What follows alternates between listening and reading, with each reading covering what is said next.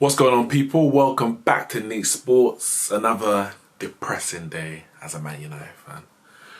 And the news is about Solskjaer, of course. Solskjaer is a man under pressure, a man walking on very, very thin ice, and a man who will be imminently sacked, if you believe the newspaper reports this evening. Before I go any further, make sure you hit that like and subscribe button if you haven't done already, and share this video. As much as I don't want to be talking about it, I have to.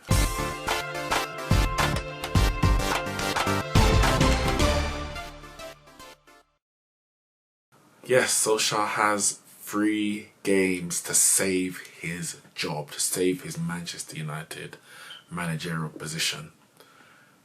Those next 3 games: Liverpool at Old Trafford, high-flying Liverpool, 8 wins out of 8, arch rivals. Partizan Belgrade in the Europa League, away from home, and Norwich away. And it's very funny because it's around this time last year, it could be maybe a bit later, but around this time last year, Jose Mourinho, the news was very similar.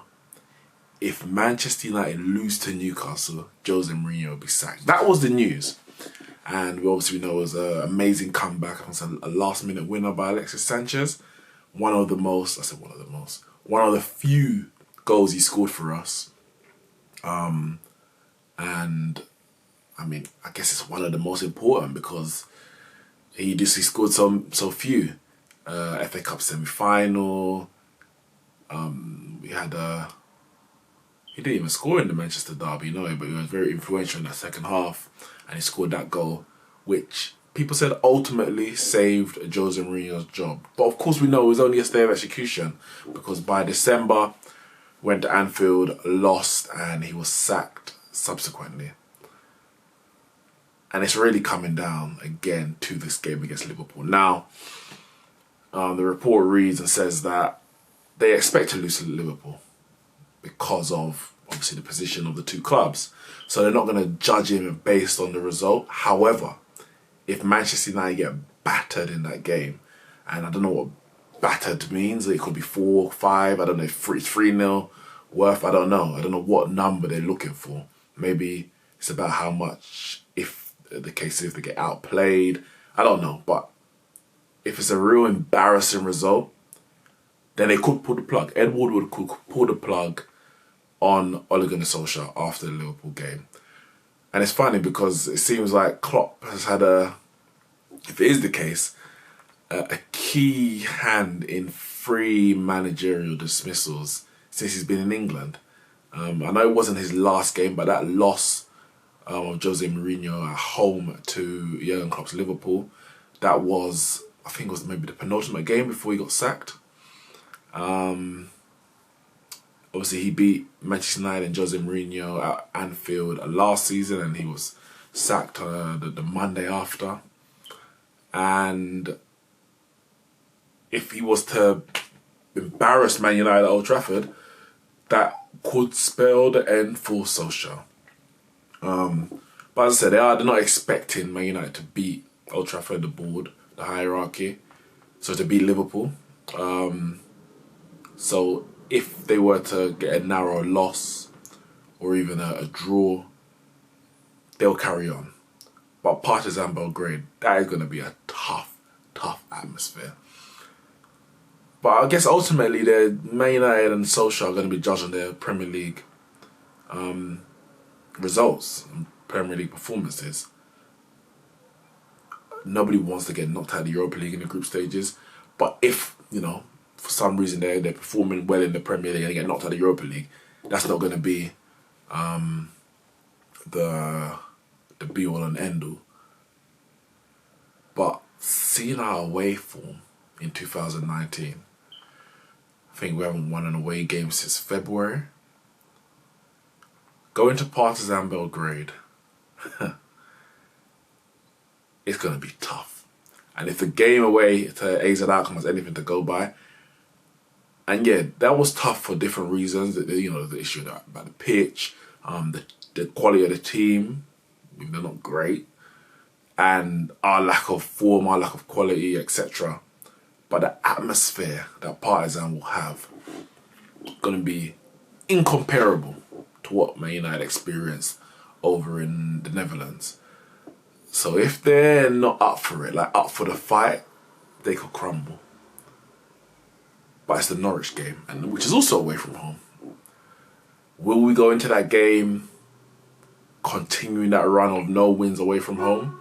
Of course, no wins away from home in the league, that run will still be there, but will it be on the back of a loss or a draw away at Partizan? We know the whole Thursday, Sunday fixtures are never great. Nobody likes playing the Europa League, and they generally struggle in the league when they're playing Europa League as well. Our squad ain't massive, it's not big, it's not very strong, a few injuries. It'll be interesting to see who is back after the international break, and what kind of priority Solskjaer gives in that Partizan game, if of course he's still there. But it's that Norwich game. They said that is the acid test. I'll read part of the report because it's a bit of a strange one. What it says is, let me see, the club's hierarchy understands the need for Solskjaer to be given time and to stick to their plan. And they put the plan in quotations. And it's a good thing, because who knows what their plan is? Who actually knows what the plan is of Ed Woodward and the directors? God knows. Defeat by Liverpool on October 20th, although not ideal, is widely expected and will not be the one that finishes Solskjaer off, as long as it's not a complete capitulation. United are instead looking at the trip to Carrow Road as the acid test. That result looks set to decide if they want to persist with the club legend, who was only appointed full-term boss in March, blah, blah, blah. So they all start their search for their 5th manager in 6 years. And it goes on to say United have already lost to West Ham, Crystal Palace, and struggling. Newcastle defeat against a newly promoted side might make supporters and the board believe that United are genuinely in a relegation fight when they were tipped to be battling for a top 4 place. That is the bottom line. Do the board genuinely believe Solskjaer can turn it around? Now, if they were to beat Liverpool and beat Partizan and lose to Norwich, you would suggest they will keep him.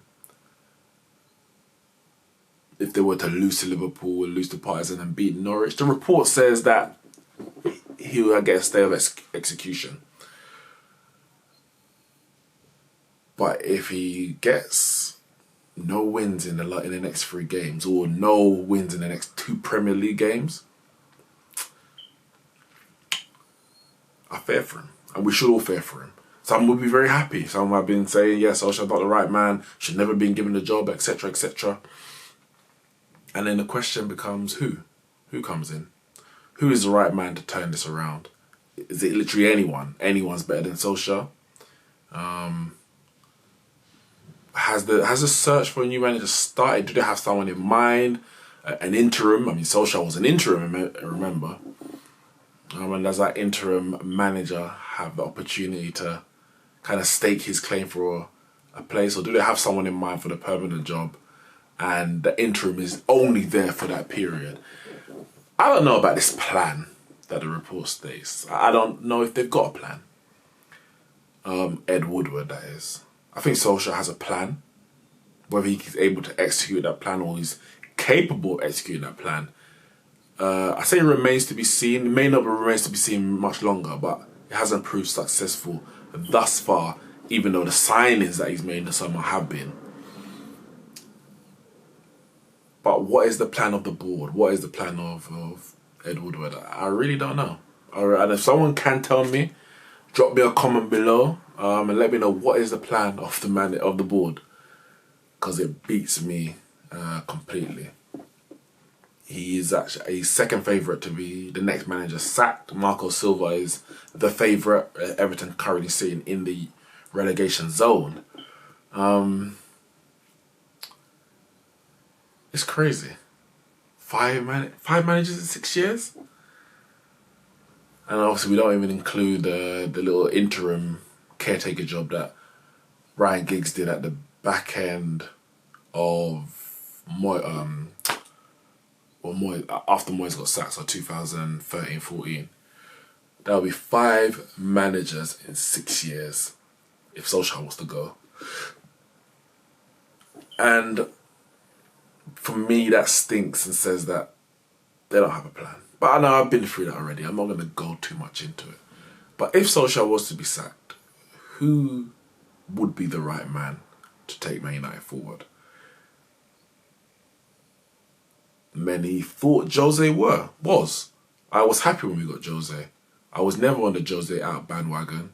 And for a specific reason. It wasn't my love for Jose Mourinho or anything like that. There's reasons. Mainly that sacking him wasn't the answer, and it's proved thus. Sacking him was not the answer. If it was the answer, it was a wrong question you're asking. LVG, I mean, I got tired of him. But again, I was never this LVG out. And I'm not going to lie, at the time, I wasn't thinking about, the board this, the board that. Even though I knew the Glazers had to go, Ed Woodward knew. You have to give him time as well. I can't say, give the managers time, give a player time, but then I'm not affording the same luxury to Ed Woodward. I have to give him time. We know David Moyes was not his appointment. LVG was his. It didn't work out, even though it wasn't the worst in terms of success. Got back in the Champions League one year and then won the FA Cup the next year, just missing out on Champions League football and goal difference. They could have stuck with him. Chose not to. But to go from LVG to Jose Mourinho to Ole Gunnar Solskjaer to who next? I don't know. Allegri, Pochettino. I said Jardim, he was flavour of the month this time last year. Zidane was flavour of the month this time last year. Of course, he's back at Real Madrid, so that's not happening, and they're doing all right. They're doing all right, even though their Champions League performances are very, very bad. In the league, they're top. And a number of maybe Dutch or German managers, their names have been thrown about because I think right now they're the flavour of the month. We can see what Klopp's doing. I know Huddersfield, didn't they hire a German manager? I can't remember his name now. And they seem like that's where people are looking at for the next batch of inventive and creative and forward-thinking managers. That management style. Who knows? Who really knows? What we did hear today, and I say here today, it's a older quote, but it's resurfaced because of everything that's going on at Manchester United. Ferguson, I would say, is impressed by and is a fan of Allegri. He says he's a master tactician. He thinks he will do very well in the Premier League. And I would suggest that he's probably high on Man United's list of candidates if they are to get rid of Solskjaer. And rightly so, because he is a world-class manager. He's proved so at Juventus. People say, Juve is a one-team league. It wasn't always a one-team league. They won 8 leagues in a row. He was responsible for about 5 of them. So he didn't walk into an 8-team in a row team. He also got them to 2 Champions League finals, losing to Barcelona and Real Madrid. And he's shown his adaptability just in terms of different formations, 3-5-2, 4-4-1-1. I think he plays a number of times, and he's able to adapt his game to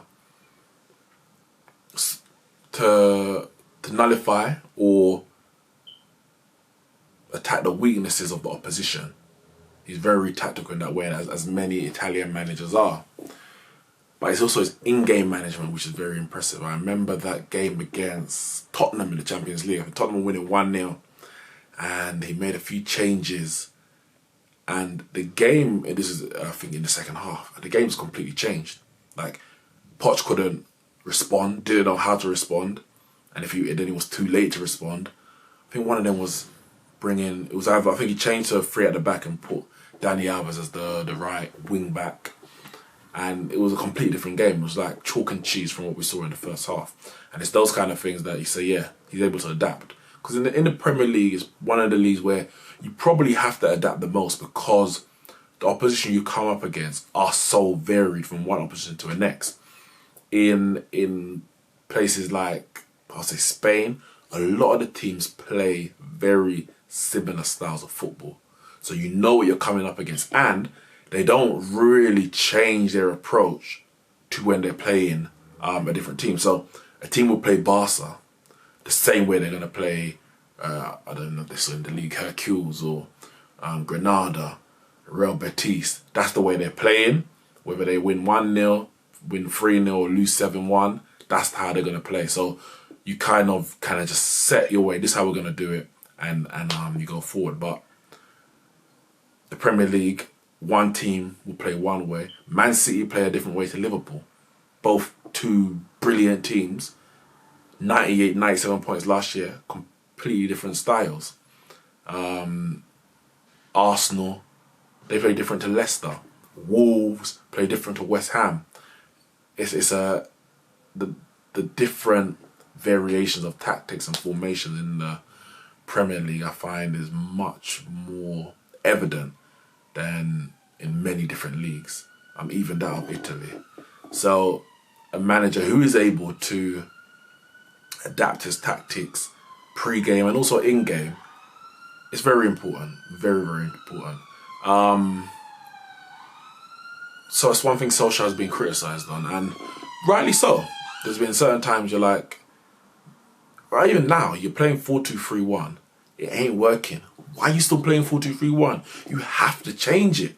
You have to try and do something. Now, maybe that's his preferred style of play. And now I'm just thinking of Conte. When Conte joined Chelsea, he started playing 4-3-3. Didn't work. Didn't have a great start to the season. I think they lost 3-0 at Arsenal. Could have been 2-0, but I'm saying 3-0. And he said, all right, we're going to change. It went to 3-5-2 or 3-4-3. And they went on this man-winning run, won the Premier League. Now, that was his first style of play, the 3 at the back. But he tried something else first. It wasn't working and changed it. Solskjaer started with a 4-3-3. And he slowly reverted to the 4-2-3-1. And it has not been working. It puts our best player, Pogba, in a position he's not as comfortable as in. It reduces his ability to attack, which is his strength. It limits his freedom. And ultimately, the players who are playing in the positions ahead of him, in front of him, should I say, Pereira, Lingard, Mata, Gomez when he gets a chance, they're not good enough for that. We're not creating enough chances. But it seems like he's more, Mr. Solskjaer, he's more fearful of, say, losing control in the midfield, so playing Pogba there, than it is in saying, you know what, this is our strengths, we're going to play to our strengths, and hopefully our strengths, let's say, masks the weaknesses. But he's curtailing our strengths to try and cover up the weaknesses. So he's moving Pogba from the attacking position where he will be best to create chances for our strikers and our forwards, to put him into the midfield to try and have a level of control over the game. It's not his preferred position, and we're still being, I won't say overrun in the midfield, but we're not controlling the games like we should. And even if we control the games in the possession, which generally we've had majority of possession, when the ball goes forward from the two sitting midfielders, Pogba and McTominay, to the attackers, nothing happens. So what's the point? What's the point of having all this possession if you're not going to do anything with it? I'd rather have less possession, have the attacking players in the positions so when they get the ball, they can make an impact. Now, if you look at someone like Chelsea, whose defence is not very good, they're struggling. They're getting, I think they're slowly getting there, maybe. Maybe need a couple signings, or at least, yeah, I'll say a couple signings, a left back definitely. Maybe even a right back. But now they've got Reece James in the youth system, or he's in the squad at the moment, actually, on the reserve list, so to speak. And maybe even a centre back. Zuma, some fans aren't too convinced by him, but Lampard's playing the attacking brand of football. We're basically saying we're going to concede, and they have conceded pretty much every game this season, but we're going to outscore you. They went to Wolves, won 5-2. There's been games where you're like, oh, we just need to hold on to the lead, and they don't. But they're playing a brand of football which plays to their strengths. And you say that our strengths are going to be enough to carry the weaknesses. Klopp did the same thing when he was at Liverpool. But he's obviously still there, but when he first joined, their defence was terrible. Until they got Van Dijk, their defence was poor. And they just attacked. They attacked. They said, we'll score more than you. And then they got Van Dijk and said, all right, cool, now we can manage the game better. Let's play to our strengths. We don't have a lot of strengths. That's the reality. We've got a quality goalkeeper, not as good as he used to be, but quality nonetheless. Still one of the best in the league. Still one of the best in the world. Depends how we want to rank him. That's up to you. We've got one of the best defenders, centre-backs in the league, in Maguire. Aaron Wan-Bissaka once he gets back fit. Martial and Pogba. That's our strengths. Our strength is not in our midfield. So don't take away from our strengths to try and fill the gaps elsewhere. We're strong at the back. We got some quality attackers. And not many, but a couple. Pogba and Martial. Put them in their best positions. Of course, when they're fit. Martial's been out since, the third game of the season. Put them in their best positions. And let's try and outscore the opposition. Because sitting back and trying to control the game and, I don't know, try and get a clean sheet and win 1-0 or something like that, it's not working. Because we're still conceding the goal. And we're not creating nothing. We're not scoring our goals. And that's the frustrating thing, where you're looking at it and you're like, it's so obvious that this isn't working. Try something else. And you have to look and ask, can Solskjaer see that it's not working? Why is he being so stubborn, you might say, in sticking to this formation and the players in the certain positions? Pereira and Mata are not good enough. They're really not. I don't understand how they still get games. Lingard was dropped. He's been dropped from the England squad as well. And for me, if it means that the midfield loses the battle in that position, I'd rather that. Let the team have the ball. Play on the counter-attack if you need, until you get the players to play the game that you want to play. But you're putting round pegs in square holes and square pegs in round holes, and wondering why results aren't going the way that you want.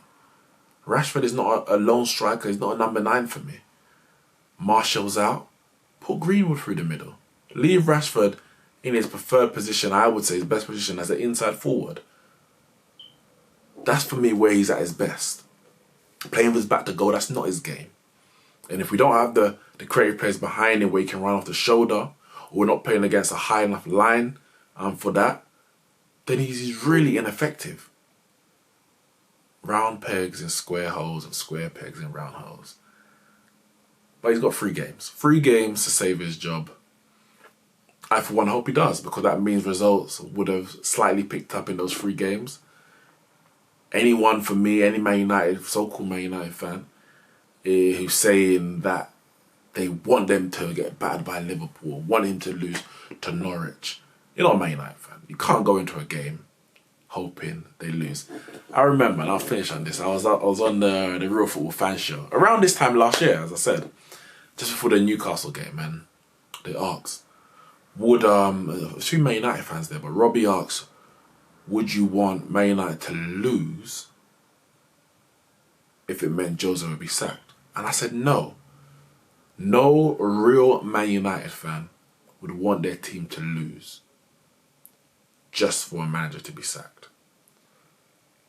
And I had a couple of Man United fans behind me. How can you say that? Da, da, da, da. He has to go. Blah, blah, blah. I remember, I think I could be quoting wrong, but I think it's a couple of guys who I done the podcast with in Tapping Football. It could be them. Can't even remember fully now. And they were convinced that Jose had to go. Well, Jose's gone now. Now what? Now what? Well, that's it, guys. Let me know in the comments below. Will Solskjaer save his job? Will he be the manager after the Liverpool game? Will he still be the manager after the Norwich game on October the 27th? It's going to be a big, big few weeks for Man United and Solskjaer. And we're going to be following it all the way. Make sure you hit the like and subscribe button, share this video, and I'll see you all soon.